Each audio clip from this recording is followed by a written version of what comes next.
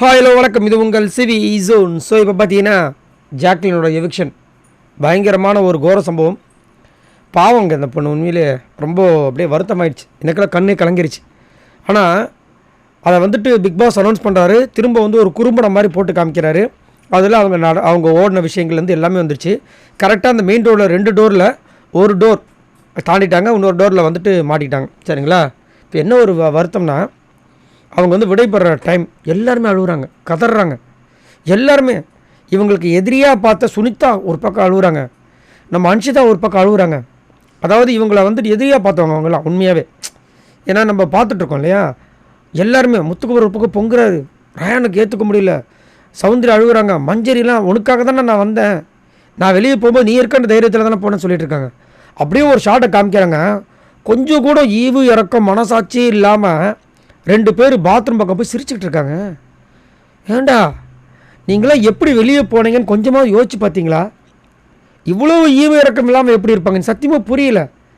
மக்கள் ஓட்டு இல்லாமல் 2 பேரும் அவ்வளோ கேவலமாக வெளியே போயிட்டு, இங்கே இந்த பொண்ணு மக்களோட ஓட்டால் உள்ளே இருக்குது. ஒரு டாஸ்கில் ஜஸ்ட்டு 2 செகண்டில் வெளியே முடியாமல் இப்போ போகுது வெளியே. எவ்வளோ பெரிய விஷயத்தை சாதனை பண்ணிட்டு போகுது தெரியுமா? ஆனால் இவங்க என்ன பண்ணுறாங்க, அங்கே இருக்கவங்க எல்லோரும் நடிக்கிறாங்கன்னு சொல்லிட்டு இந்த பக்கம் உட்காந்து சிரிச்சிட்டு இருக்காங்க. எப்படிங்க ஒரு சிரிப்பு வரும்? இவங்க பண்ணுறது கொஞ்சமாக ஒரு நியாயமா, தர்மமா? இல்லை, அதாவது கடவுள் கூட மன்னிக்க மாட்டா சொல்லுவாங்க, அந்த மாதிரி ஒரு கேரக்டராக இருக்குது. நம்ம அப்படியே உண்மையிலேயே ஜாக்லியோட ஃபேன்ஸாக இருந்தாலும் சரி, எனக்கு ஜாக்லி நான் ஃபேன் கிடையாது. ஆனால் எனக்கு அந்த கேம் அவங்க எடுக்கிற அந்த முனைப்பு பிடிக்கும். என்னதான் இருந்தாலும் நார்மல் ஒரு ஹியூமன் பீயிங்காக இருந்தாலும் அங்கே இவ்வளோ பேர் அழும்போது நம்மளுக்கு சிரிக்க தோணுமா? யோசிச்சு பாருங்கள். இவங்க அதை பண்ணும்போது அப்படியே உள்ளே அப்படியே இப்படியும் ஒரு சில மனிதர்கள் இருப்பாங்களான்ற மாதிரி இருந்துச்சு. இந்த மாதிரி ஒரு இரிட்டேட்டிங் கேரக்டர் நான் பார்த்ததே இல்லைங்க. அதுலேயும் குறிப்பாக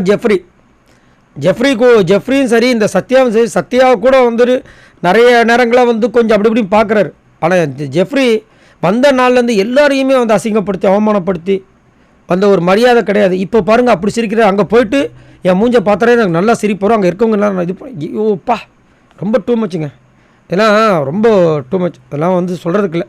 நீங்கள் உங்களோட கமெண்ட்ஸை சொல்லுங்கள். பாய் நண்பர்களே.